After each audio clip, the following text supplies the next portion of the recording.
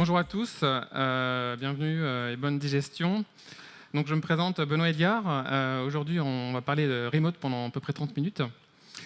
Et donc, full remote, semi-remote ou pas télétravail. Alors, je vous avoue que je n'étais pas très satisfait du titre de mes slides. Donc, je réfléchissais à un titre alternatif. Et la session d'après, c'est Vie ma vie de CTO, qui va être dans 30 minutes. Et au final, j'aurais très bien pu appeler ça « Vie ma vie de remote CTO ». Donc l'idée, c'est de vous donner un petit peu la vision d'un fondateur et d'un CTO sur les remotes, en abordant différents sujets. Le premier, c'est est-ce que c'est un futur mode de travail, le remote? Bon, forcément, c'est une grosse tendance. Quels sont les pour et les contre du remote? Qui et quand? C'est-à-dire quels sont les profils adaptés au remote et à quel moment on doit passer sur du remote dans une startup? Et comment? Quels sont les outils et les processus? Donc, Benoît Héliard, je suis entrepreneur et start-upper depuis les années 2000, depuis la bulle en gros, quoi, la première bulle. Et je suis basé à Nantes depuis presque un an maintenant. Donc c'est une particularité qui fait que je fais ce talk. Je suis un remote co-founder et un remote CTO parce que la majorité de mon équipe est à Paris. Vous pouvez me retrouver sur Twitter, Medium et GitHub sur @benorama. Donc j'ai cofondé AgoraPulse, on a lancé notre V1 en 2012. Je ne sais pas qui connaît AgoraPulse dans l'audience, un petit peu. En gros, on a un concurrent de Hootsuite ou de Sprout Social. On a un outil de social media management qui aide les marques à gérer leur présence sur les réseaux sociaux, Twitter, Instagram, Facebook, avec une plateforme tout en un qui leur permet de faire la gestion de leur inbox, du listening, du publishing, de l'analytics.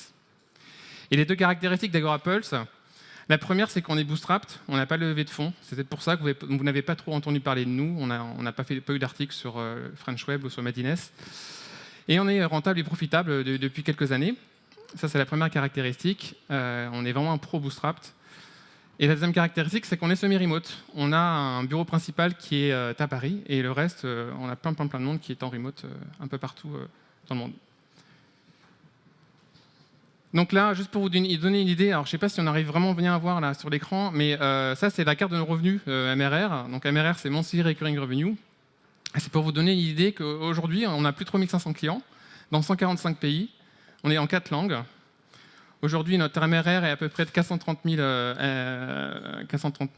euros. Mais au final, on a deux pays principaux qui sont la France, on fait 17%, 29% aux US. Et après, les 143 autres pays, c'est le reste du monde. Et ce qui nous permet d'avoir des revenus et des clients un peu partout dans le monde, c'est notamment grâce au remote, et je vais vous expliquer pourquoi.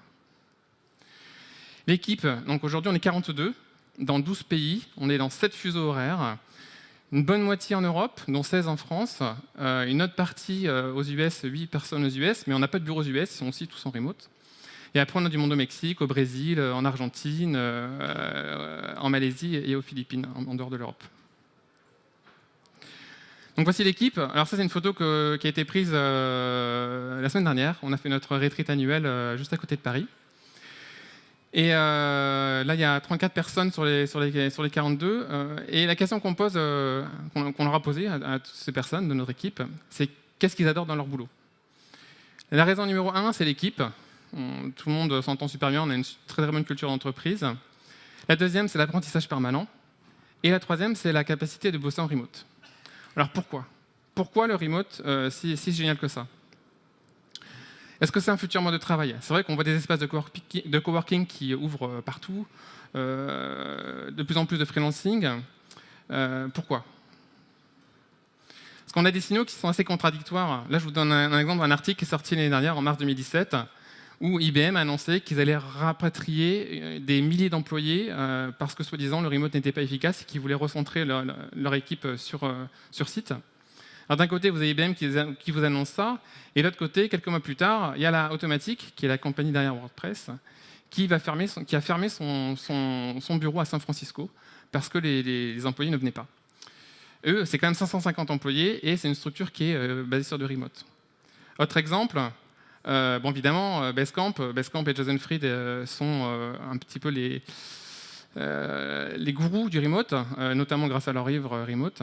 Et pour eux, évidemment, le remote, c'est la clé du succès dans leur entreprise. Mais de l'autre côté, on a des Spotify ou des Netflix qui vont vous dire non, nous on n'est pas Certain Maximals, on bosse avec des squads, tout le monde doit être dans la même salle pour que ce soit efficace. Donc quoi penser? On a vraiment des signaux complètement contradictoires. Donc, pour vous aider un petit peu là-dessus, je vais vous faire un petit pour ou contre. Et ce qu'on a fait lors de notre séminaire, notre retreat la semaine dernière, on a fait une session de 30 minutes, une session d'une matinée, pardon, où on s'est tous mis dans une salle, et chacun a écrit, d'après eux, tous ceux qui étaient en remote, quel était le pour ou le contre dans leur vie de tous les jours sur le remote. Et on est arrivé à 2 nuages de post-it que je vais vous décrire. Donc le pour. Première tendance du pour, ça a été freedom, quality of life, flexibility, family life. C'est la première tendance. Ah non, excusez-moi, c'est l'autre partie. C'est la partie liberté géographique, la capacité à pouvoir bosser d'où on veut, de pouvoir voyager, de ne pas avoir à prendre le métro, de ne pas avoir le commute. Ça, c'est la première tendance. Et la deuxième, c'est celle dont je vous parlais, c'est la flexibilité temporelle. Dans les deux cas, c'est la liberté, en gros, quoi. C'est la liberté qu'apporte le remote. Et la dernière tendance aussi, c'est la partie focus productivité. C'est qu'on n'a pas de distraction au bureau, qu'on peut avoir au bureau, et on a plus de capacité à s'isoler et à faire du deep work, à faire de la concentration quand on est seul, soit chez soi, soit dans un endroit où on a la capacité de le faire. Donc les 3 grosses tendances pour l'employé, c'est la flexibilité temporelle, donc la liberté géographique, et le focus et la productivité personnelle. Ça, c'est la partie employée.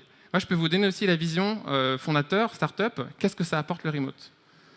Au début, ça apporte des coûts de fonctionnement qui peuvent être réduits, notamment si on n'a pas de bureau du tout. Ça, c'est moins vrai à terme quand on grossit et qu'on doit faire des retreats annuels où on doit ramener tout le monde à un même endroit. Et ça, c'est un coût qui n'est pas négligeable. Mais en tout cas, ça peut faire partie quand même des avantages. Le deuxième gros avantage, c'est la flexibilité d'embauche, la capacité à embaucher n'importe où. On n'est pas limité à une ville, une région. On peut embaucher des profils qui sont internationaux. Et la dernière partie, il y a eu pas mal d'études qui ont été faites là-dessus, c'est qu'on a une réduction du turnover qui est assez conséquente quand on propose le remote, parce qu'on a une fidélité plus importante quand une personne est en remote. Voilà. Ça, c'est beaucoup de pour. Mais c'est pas blanc-noir. Je vais vous montrer la partie contre, qui était sur le mur aussi importante que la partie pour. Donc première tendance sur les contres, c'est les soucis de communication. Donc là, on va retrouver missing info, être out of the loop, missing informal conversation, on n'a pas la machine à café. Ça, c'est vraiment un des gros freins au remote. Surtout quand on a une organisation semi-remote où on a un bureau principal et du remote derrière, on manque des choses, on a l'impression de manquer des choses. La deuxième tendance, qui est assez importante aussi, c'est loneliness. Loneliness, c'est le sentiment de solitude, le sentiment d'isolement qui peut devenir assez important. Et la dernière partie, c'est la limite entre la partie la vie pro et la vie perso qui est floue. Donc qu'est-ce que ça a comme conséquence, ça, la frontière vie perso, vie pro qui est floue? Il y a une expression qui a été sortie qui est assez bonne, je trouve, c'est les Vampire Days. C'est vous levez, vous commencez à bosser, il est 9h, et puis il est 18h, vous relevez la tête et la journée elle est passée comme ça, quoi. Et ça, la conséquence de ça, c'est que parfois les gens qui font du remote, ils vont faire du burn-out parce qu'ils vont bosser plus que les gens qui sont sur site. Donc voilà, le pour et le contre. Donc ça, c'est la partie employée. Après, on a la partie start-up entreprise. Donc évidemment, tous ces problèmes de communication, ça a un impact sur la réactivité et la productivité de l'entreprise. Et globalement, on a quand même une perte en agilité par rapport à une entreprise qui est complètement sur site. Le deuxième point, on en a parlé, c'est les frictions dans la communication. Comme on est beaucoup sur du texte, y a des nuances, il y a des messages qui passent plus ou moins bien, on a la tension qui peut apparaître, il y a de la friction clairement qui est beaucoup plus présente. Et après, évidemment, la culture d'entreprise est plus complexe à mettre en place et on a une cohésion d'équipe qui est moins forte. Je ne sais pas si certains d'entre vous étaient au talk à Keneo ce matin à 9h, mais il expliquait que la première crise qu'ils ont dû gérer, c'était au bout de 5 mois de leur entreprise, et ça a failli tuer leur entreprise, c'était le remote. Ils étaient partis sur une structure remote de 6-7 personnes, sans bureau, et ils ont eu des soucis de productivité, de réactivité qui a failli tuer la boîte. Donc voilà un exemple, c'est intéressant.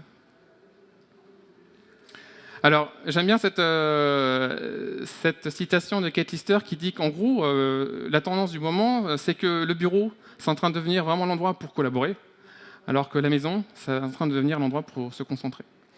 Donc, je vous ai représenté ça de façon assez schématique. C'est qu'en gros, on a deux tendances. Le remote, c'est très bien pour la productivité personnelle, c'est très bien pour se concentrer, ça permet d'avoir la flexibilité, de la liberté. Et de l'autre côté, au bureau, le sur-site, on va pouvoir privilégier la productivité d'équipe avec la collaboration et une forte réactivité. Mais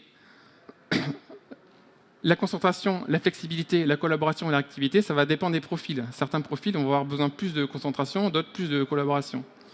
Donc, moi, je vais vous donner un petit peu le retour qu'on a eu sur les différentes expérimentations qu'on a fait sur le remote et quels sont les profils qui ont le plus fonctionné en remote. Donc, en gros, les deux où ça marche très très bien, c'est le support et c'est les sales.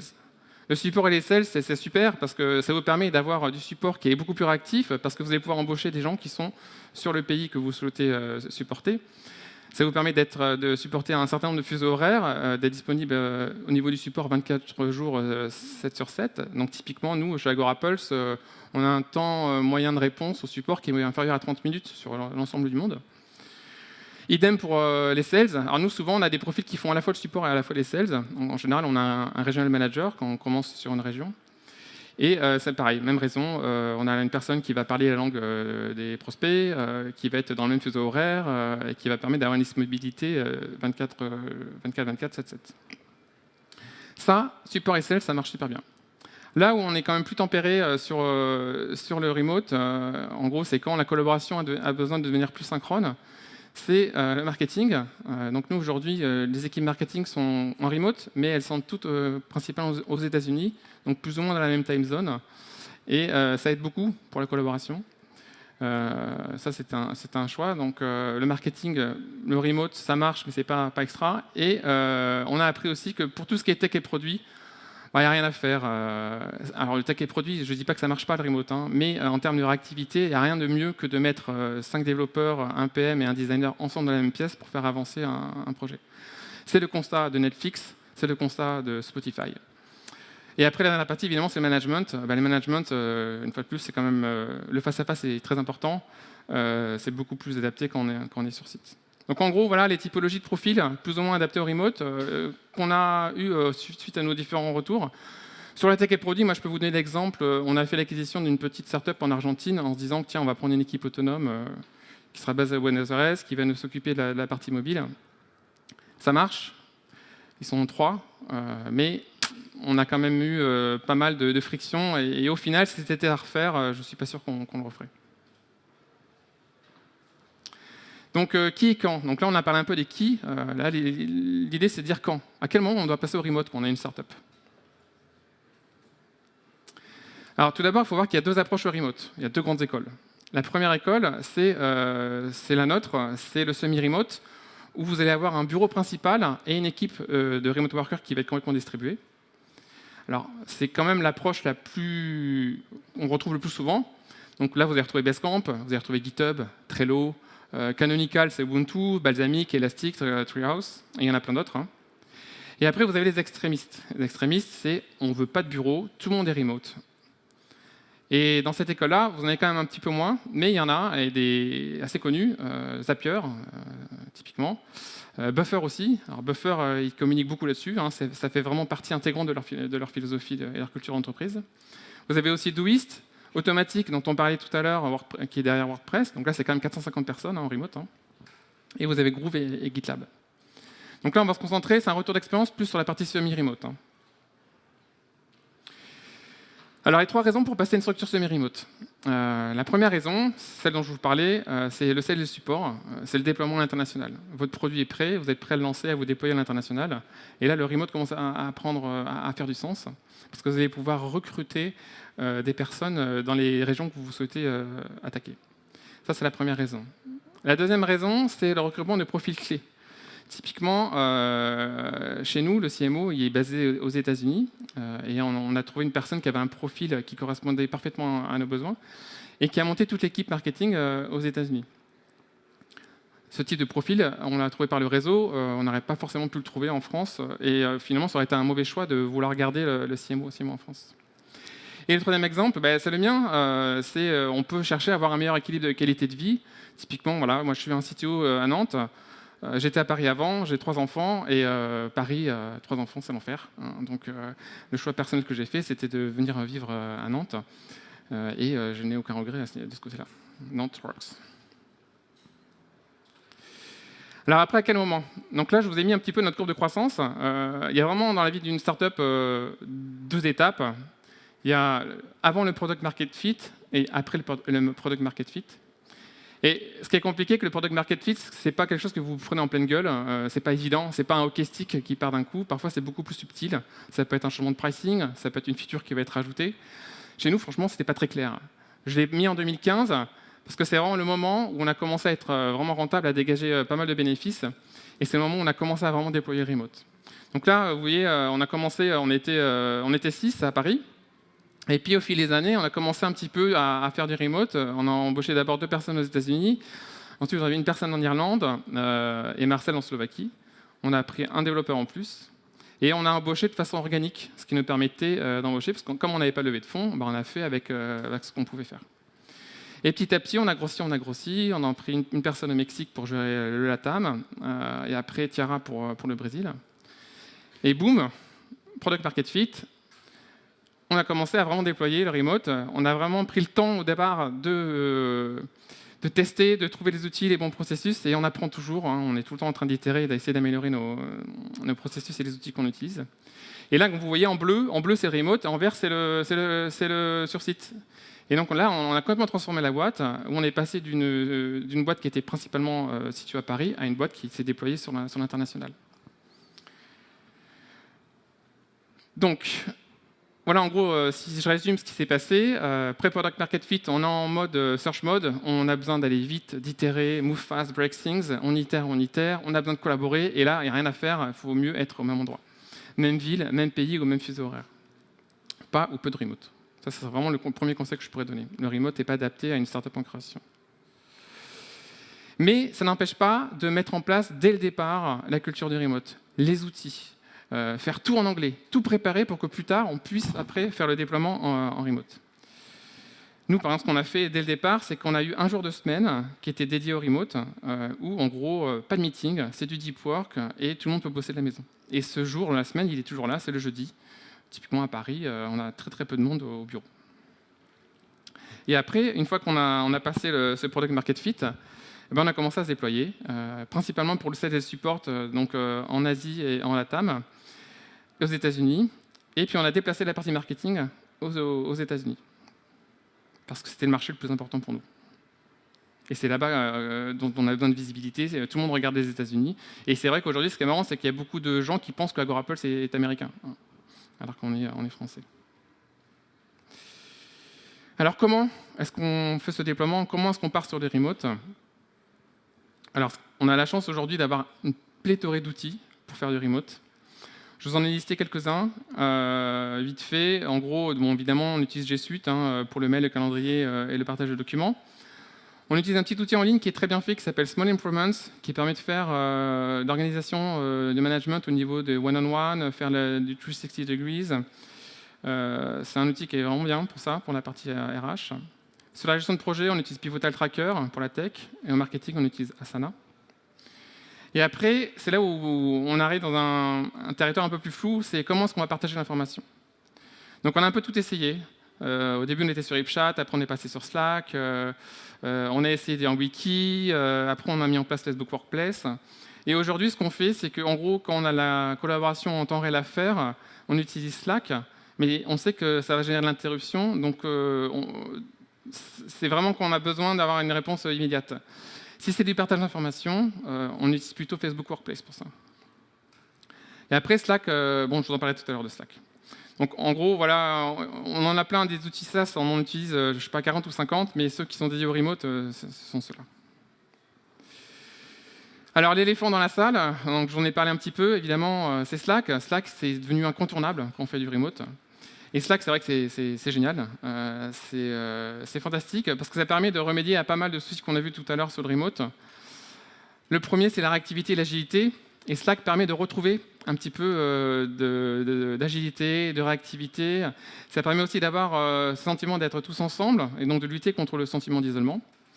Et l'autre grosse force de Slack, c'est les intégrations externes et la capacité à venir intégrer des services externes et d'avoir un hub d'information complètement centralisé où vous allez retrouver autant les alertes de problèmes serveurs que lorsque un sales a converti un customer sur Pipedrive. Ça, c'est le vert. Mais il y a du rouge aussi. Le rouge, c'est Slack, c'est l'ennemi du deep work. Si vous le laissez allumer, c'est des interruptions constantes. Comme les gens ne savent pas ce que vous êtes en train de faire, ils vont vous interrompre, même si vous êtes en train de bosser sur un sujet de deep work.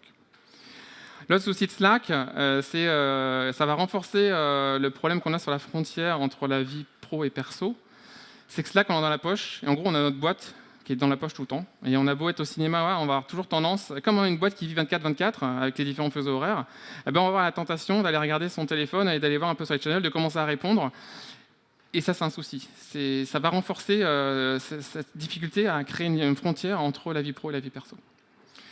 Et le dernier gros problème, c'est que c'est complètement chaotique. Ils ont beau avoir rajouté des threads, c'est vraiment pas fait pour structurer l'information et pour l'archiver, pour la retrouver derrière. Combien de fois on partage une information, on dit « Ah tiens, il m'avait dit ça », et pour les retrouver sur Slack, ils ont beau avoir un moteur de recherche, c'est assez infernal. Donc ça, c'est des sujets dont on a parlé justement durant notre retreat la semaine dernière. Et voilà les recommandations sur lesquelles on est arrivé pour essayer d'améliorer tout ça. La première chose, c'est qu'on n'utilisait pas assez le current status avec un emoji pour dire ce qu'on est en train de faire, pour donner l'information aux autres. Ça, c'est un premier point.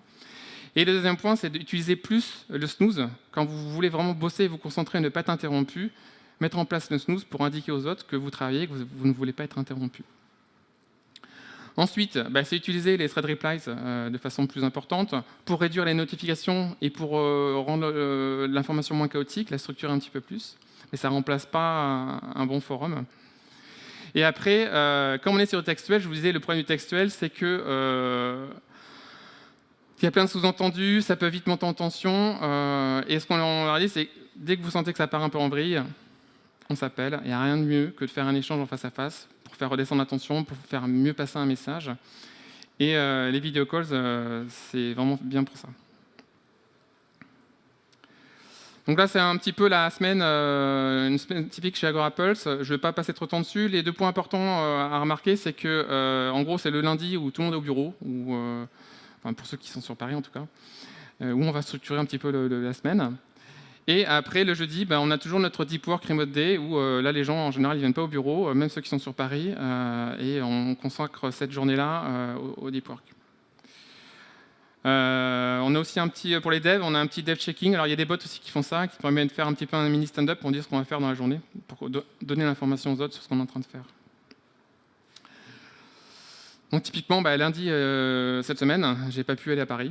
Donc ça vous donne un petit peu un exemple ici de réu. Donc là c'est le product meeting. Là vous avez une bonne partie de l'équipe parisienne. Et moi je suis à Nantes, chez moi, dans mon basement, dans mon bureau, en train de leur parler. Et franchement ça marche relativement bien. Alors, les clés du succès, pour résumer un petit peu tout ça, notre retour d'expérience là-dessus, je vous le disais, la première chose à faire, c'est dès le départ, quand on monte une boîte, il faut mettre en place la culture du remote et les outils pour que derrière, on puisse le déployer de façon plus efficace. Et il faut partir sur l'anglais dès le départ. Il y a beaucoup de startups françaises qui commencent par faciliter sur le français, et après, quand ils commencent à essayer de partir à l'international, c'est compliqué parce qu'il faut changer toutes les habitudes. Toutes les archives, la documentation, elle est en français, donc ça pose beaucoup de problèmes. Ensuite, quand on est en remote et qu'on ne communique pas, on n'existe pas. Donc il ne faut pas hésiter à surcommuniquer et surtout à répéter. Parce qu'on a beau dire « je l'ai mis sur Slack », on n'est pas garanti que les gens l'ont vu. Donc il ne faut pas hésiter à surcommuniquer, à répéter et à documenter. Et la troisième clé du succès, c'est la confiance. C'est vraiment la confiance et la transparence. On ne peut pas faire de micromanagement en remote. On est obligé de faire confiance aux équipes qui sont en remote. Et ça fait vraiment partie de la culture de l'entreprise. On est obligé de faire confiance. Surtout que, contrairement à ce qu'on peut penser, les gens remote bossent souvent plus que les gens qui sont au bureau. Et les 2 dernières clés, c'est que rien ne remplace Slack. C'est bien beau d'avoir des emojis ou des gifs animés. Rien ne remplace une bonne rencontre d'équipe et le face-à-face. Et donc, au moins une fois par an, il faut que tout le monde se retrouve. Ce qu'on fait aussi, c'est qu'on fait des mini-retreats. Par exemple, à la Tech, on s'était retrouvé à Basse-sur-Mer, pas très loin de Nantes, au mois d'octobre. Et là, typiquement, la première retraite annuelle qu'on a fait, c'était l'année dernière. Et moi, il y avait 30%, voire 45% des gens que je n'avais jamais rencontrés dans la vraie vie. Et il n'y a rien à faire, ça change tout, quoi. De prendre un verre, de rigoler. Et quand tout le monde repart ensuite au bureau, ben c'est beaucoup plus facile d'échanger par texte sur Slack. Et la dernière partie, qui est vraiment la partie clé, c'est le recrutement. Parce que tous les profils ne sont pas adaptés au remote, notamment les profils juniors. Parce qu'un profil junior, il a besoin d'être mentoré, il a besoin d'avoir quelqu'un à côté de soi pour apprendre et pour avancer. Donc typiquement, nous, à la tech, et même à Paris, on ne prend pas de juniors. On prend que des profils seniors ou des profils médiors entre le junior et le senior. Et les caractéristiques des gens qu'on embauche, il faut absolument que les gens soient des excellents communicants, notamment en anglais. Et il faut des doers. Il faut des gens qui soient autonomes, organisés et proactifs.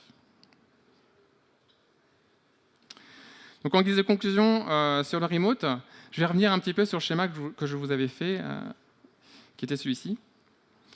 Et on voit bien qu'on est un petit peu écarté entre les deux, entre le remote et le sur-site. Les deux ont leurs avantages et leurs inconvénients. Donc au final, le mieux c'est quoi ? Le mieux c'est d'avoir le meilleur des deux mondes. Et c'est un petit peu ce que j'ai essayé de faire en venant à Nantes. Donc je vais vous décrire un petit peu quelle est ma semaine typique. C'est d'aller au bureau tous les lundis. Je prends le TGV, je vais à Paris. Souvent, je rentre dans la journée. Parfois, je reste, donc ça me fait 2 jours à Paris. Et ça, c'est indispensable pour voir mes équipes, pour organiser la semaine. Et après, je bosse de chez moi, 1 ou 2 jours par semaine. Donc là, ça permet d'avoir des tâches pour faire de la concentration. Ça me permet d'avoir un peu de temps quand je dois m'occuper de mes enfants, par exemple, aller chercher à l'école. Mais là, le problème, c'est qu'on a les deux extrêmes. Et ce qui est bien aussi d'ajouter à ces deux options, c'est des espaces de coworking. Et à Nantes, on a un super espace de coworking qui est géré par la cantine. Et j'ai un bureau là-bas aussi, donc j'y vais 1 ou 2 jours par semaine. Et ça permet justement de garder la frontière pro-perso et de lutter aussi contre le sentiment d'isolement qu'on peut avoir quand on a un remote. Je vous donne 3 lectures recommandées sur le remote. Un petit guide en ligne fait par Zapier sur le guide du remote. La Bible du remote fait par Basecamp. Remote Office Not Required.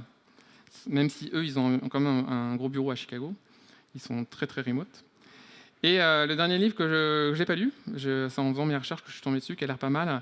C'est un retour d'expérience d'un employé qui est arrivé chez WordPress, enfin chez Automatic, et qui raconte son année sans pantalon.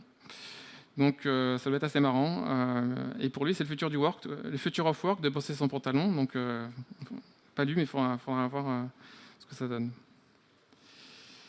Et pour terminer, une conférence. Alors c'est un peu, vous avez été un peu pris de court si ça vous intéresse pour y aller. C'est la semaine prochaine, ou dans 10 jours, le 23-24, et c'est à Bali. Donc c'est un petit peu loin. Mais c'est une conférence dédiée au remote. Donc vous avez Joël Gascom de Buffer, Amir de Doist, Atlassian, GitHub, donc toutes les têtes pensantes du remote qui seront réunies au même endroit pendant 2 jours. Et donc voilà, si vous voulez regarder s'il y a des billets d'avion dispo, je ne sais pas s'il reste des places, mais si vous êtes vraiment passionné par le remote, il y a une conférence dédiée à ça maintenant. Voilà. J'espère que je vous ai donné des clés de réussite, envie de mettre en place le remote dans votre boîte ou des tips pour mieux bosser en remote. Je vous ai un petit peu résumé les 3 points positifs du remote. Je vous redonne mon Twitter. Et puis si vous avez des questions, il reste 1 minute 20. Et sinon, je serai là-bas pour prendre une bière pour ceux qui veulent échanger avec moi.